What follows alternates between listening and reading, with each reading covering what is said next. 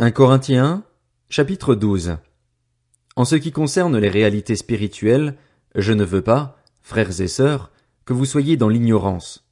Vous savez comment, lorsque vous étiez étrangers au peuple de Dieu, vous vous laissiez irrésistiblement entraîner vers les idoles muettes. C'est pourquoi je vous le déclare, personne, s'il parle par l'Esprit de Dieu, ne dit « Jésus est maudit ».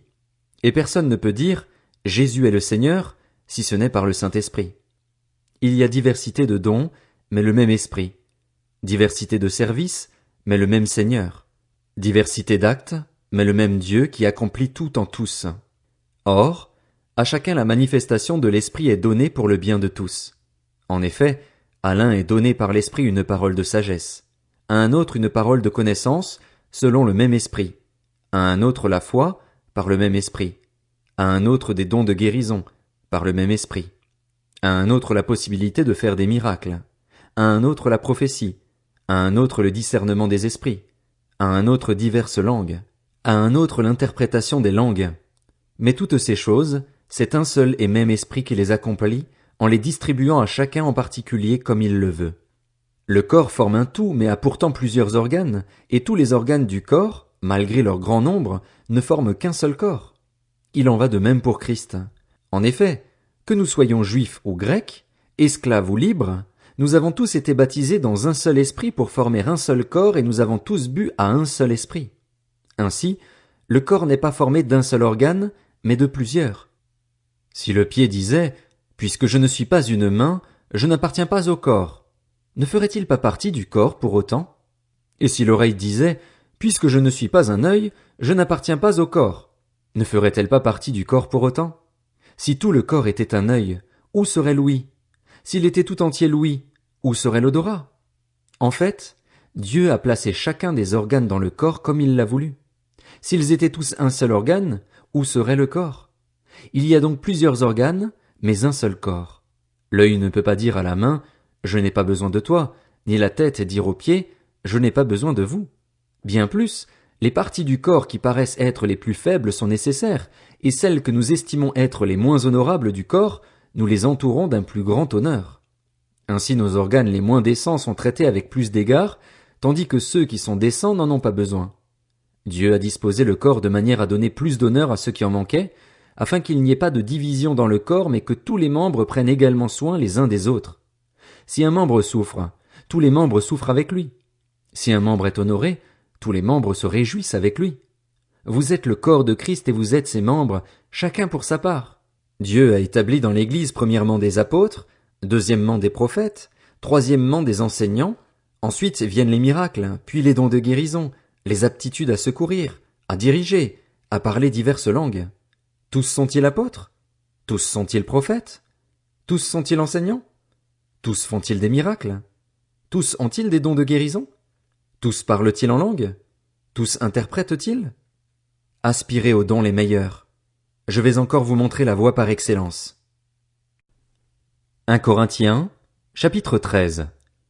Si je parle les langues des hommes, et même celles des anges, mais que je n'ai pas l'amour, je suis un cuivre qui résonne ou une cymbale qui retentit. Si j'ai le don de prophétie, la compréhension de tous les mystères et toute la connaissance, si j'ai même toute la foi jusqu'à transporter des montagnes, mais que je n'ai pas l'amour, je ne suis rien. Et si je distribue tous mes biens aux pauvres, si même je livre mon corps aux flammes, mais que je n'ai pas l'amour, cela ne me sert à rien. L'amour est patient, il est plein de bonté. L'amour n'est pas envieux. L'amour ne se vante pas, il ne s'enfle pas d'orgueil, il ne fait rien de malhonnête, il ne cherche pas son intérêt, il ne s'irrite pas, il ne soupçonne pas le mal, il ne se réjouit pas de l'injustice, mais il se réjouit de la vérité. Il pardonne tout, il croit tout, il espère tout, il supporte tout. L'amour ne meurt jamais. Les prophéties disparaîtront, les langues cesseront, la connaissance disparaîtra. En effet, nous connaissons partiellement et nous prophétisons partiellement, mais quand ce qui est parfait sera venu, ce qui est partiel disparaîtra. Lorsque j'étais enfant, je parlais comme un enfant, je pensais comme un enfant, je raisonnais comme un enfant. Lorsque je suis devenu un homme, j'ai mis fin à ce qui était de l'enfant. Aujourd'hui nous voyons au moyen d'un miroir, de manière peu claire, mais alors nous verrons face à face. Aujourd'hui je connais partiellement, mais alors je connaîtrai complètement, tout comme j'ai été connu. Maintenant donc ces 3 choses restent, la foi, l'espérance, l'amour.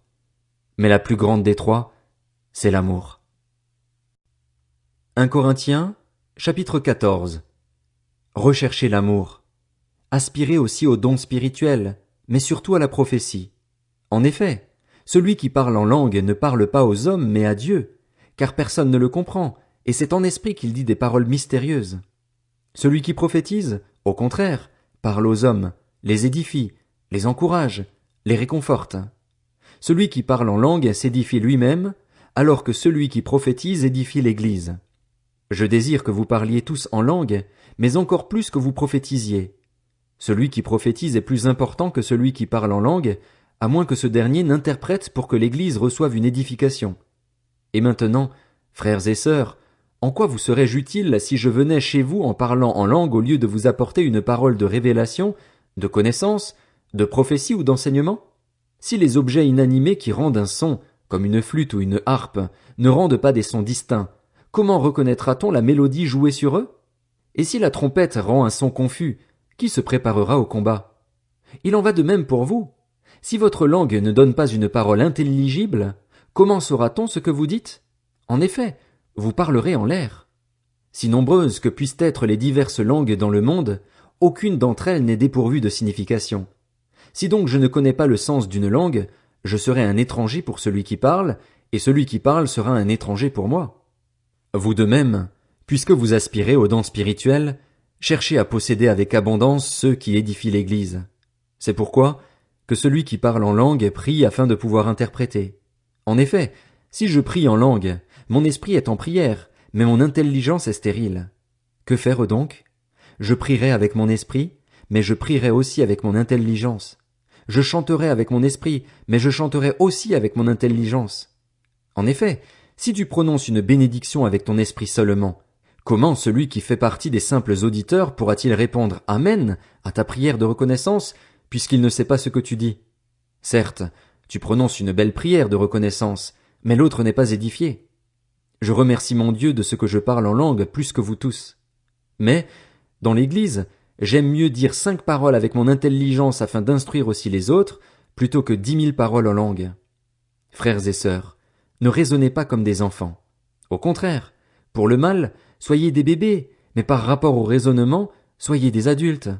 Il est écrit dans la loi, c'est par des hommes d'une autre langue et par des lèvres étrangères que je parlerai à ce peuple, et même ainsi, ils ne m'écouteront pas, dit le Seigneur. Par conséquent, les langues sont un signe non pour les croyants, mais pour les non-croyants. La prophétie, quant à elle, est un signe non pour les non-croyants, mais pour les croyants. Si donc, alors que l'Église entière est rassemblée, tous parlent en langue et qu'il entre de simples auditeurs ou des non-croyants, ne diront-ils pas que vous êtes fous? En revanche, si tous prophétisent et qu'un non-croyant ou un simple auditeur entre, il est convaincu de péché par tous, il est jugé par tous. Ainsi les secrets de son cœur sont dévoilés, et il tombera alors le visage contre terre pour adorer Dieu en déclarant que Dieu est réellement au milieu de vous. Que faire donc, frères et sœurs?